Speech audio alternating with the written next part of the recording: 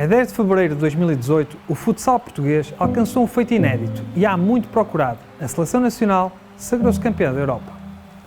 3 anos depois, procuramos a resposta para as perguntas. Terá este título europeu acelerado o crescimento da modalidade em Portugal? Precisaremos de um novo título para continuar a evoluir? Na última década, o futsal subiu o seu número de praticantes. Desde 2013 a 2014, esse crescimento tem sido constante. A aposta na formação foi decisiva. Em 2010-2011 havia 2 equipas sénior para uma de formação. Em 2018-2019 os números estavam invertidos, com 2 equipas de formação para uma sénior.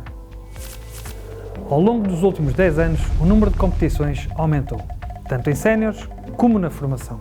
Entre 2010 e 2011 e 2018 e 2019, a última época completa antes da pandemia da Covid-19, o número de provas quase que duplicou. Se por um lado o número de competições aumentou, não podemos dizer o mesmo da competitividade. Em termos globais, há até uma ligeira descida dos jogos equilibrados. Voltemos então à questão inicial. Terá o título europeu 2018 acelerado o crescimento do futsal?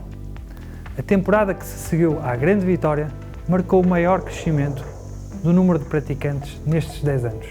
Esta subida foi muito potenciada pelo número de novas inscrições, que na época seguinte ao título atingiu um aumento de 20% em relação à época anterior.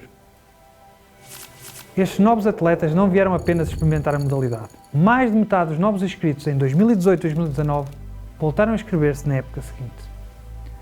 Desde a época 2013-2014 que o futsal masculino português é premiado com regularidade a nível internacional. Os prémios individuais e coletivos, o título europeu e o ranking europeu explicam em parte o crescimento do número total de inscrições. Se nos focarmos apenas nas inscrições de praticantes masculinos, esse efeito é ainda superior. O impacto nos números é real, mas será que a percepção dos praticantes é igual? Através de questionários ficamos a saber que 66% dos rapazes e 64% das raparigas que começaram a jogar depois dessa conquista concordam que o título europeu os motivou a praticar futsal. Entre os que já jogavam futsal, 64% dos rapazes concordam que o título europeu os motivou a continuar. As raparigas que já jogavam futsal antes da conquista do europeu foram menos impactadas. Falando de seleções nacionais, constatamos que também aqui se verificou uma forte subida de atividade. Até 2013-2014, as seleções jovens concentravam-se apenas 2 vezes por época. Em 2018-2019, esse número tinha subido para 14. Os torneios interassociações constituem importantes campos de detecção de talentos.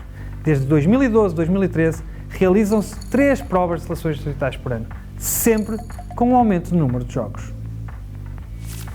Conhecidos os principais dados, é a altura de ver que respostas o estudo dá às suas questões de partida. Concluímos que o título europeu de 2018 ajudou a acelerar o crescimento da modalidade em Portugal, sobretudo no futsal masculino.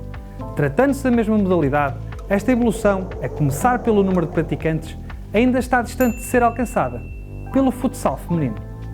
Apesar deste empurrão que foi o título europeu, o futsal português já vinha em trajetória clara de crescimento e assim continuou passado 2 épocas, pelo que se considera não ser preciso um novo título internacional para continuar a crescer.